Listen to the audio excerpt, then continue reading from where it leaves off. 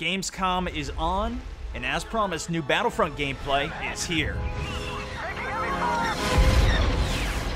Red 15 going in. Welcome, ladies and gentlemen. My name is Stone Mountain, and Battlefront dropped 2 minutes of gameplay today of course, their Fighter Squadron game mode, which I showed you guys that 15-second preview of a couple of days ago.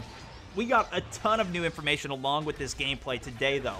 Some people got to go hands-on. I'll talk about their experiences, some of the different mechanics within this mode, but to start, it looks like my counting was pretty good from last time because it is a 20 versus 20 game mode. That being said, it's actually only going to be 20 players and then 20 AI units. Generally, AI doesn't help with more hardcore players and longevity for games like this, but I think I'm going to save my judgment on this until it's been rolled out, we've seen it and played the thing. We also got to see this A-Wing, some actual gameplay from it as well as confirmation that it's going to be in here. Of course, we already knew there would be X-Wings as well as TIE Fighters and TIE Interceptors. So the X-Wing, it has the ability to lock on with secondary missiles as well as a shield boost, which will regenerate the Starfighter. On the other side, the TIE Fighters also have a lock-on ability, but they also have a speed boost rather than a regenerator. There's also going to be power-ups spread all throughout the battle that you can pick up. It'll reduce your cooldowns for those abilities, but you can also pick up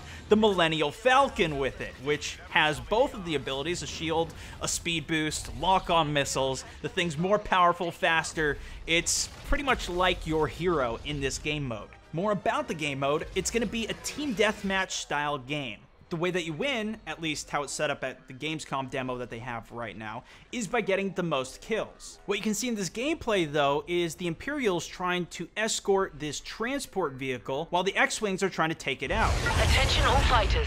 There is an Imperial transport attempting to escape. Find the target and take it out. Eyes on the Imperial transport.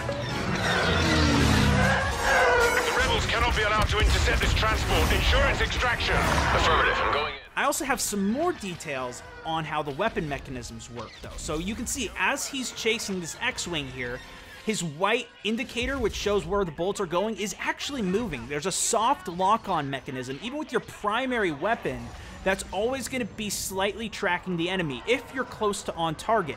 Once it's fully red, you can actually shoot your lock-on missiles, but your primaries have this soft lock-on as well. To shake the bogey on your 6 and get that lock off your ass, you have a couple different dodge moves that you can do there. You can barrel roll right, left, or even pull a quick 180 like we see here. From everything I've been reading, it seems like the actual vehicle control is pretty basic, though. I know Battlefield had a very advanced type of pitch, yaw, roll.